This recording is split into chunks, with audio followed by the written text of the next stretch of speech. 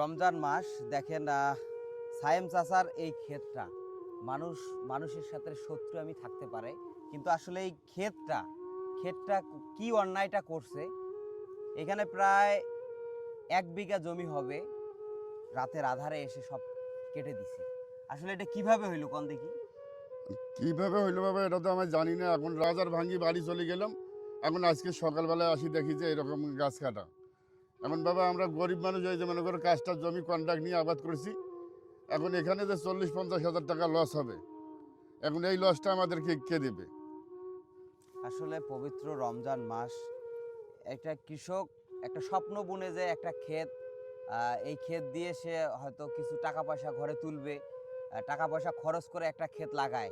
এই ক্ষেত যদি রাতের আধারে দুর্বৃত্তরা এভাবে কেটে দেয়, মানুষ এখন কি পরিমাণে নির্মম হয়ে গেছে, কি পরিমাণে মানুষ এখন অমানুষ হয়ে গেছে, সেটা আমি এই ক্ষেতে যদি না আসতাম তাহলে বুঝতে পারতাম না। মানুষের মধ্যে এখন আর মনুষ্যত্ব নেই। এ হচ্ছে দুনিয়ার রীতিনীতি। এই আলু লাগাইছিলাম, আলু তো মনে করো প্রায় 70-80 হাজার টাকা আমাদের লস হয়ে গেছে এবার বাজারের দুর্ভিক্ষের কারণে। আবার ভুট্টাটা লাগাইলাম যাতে মানে আল্লাহ আশা পূরণ করাইব, আর তারপরেও তো এখানে আবার 40-50 হাজার টাকা লস হয়ে যাচ্ছে।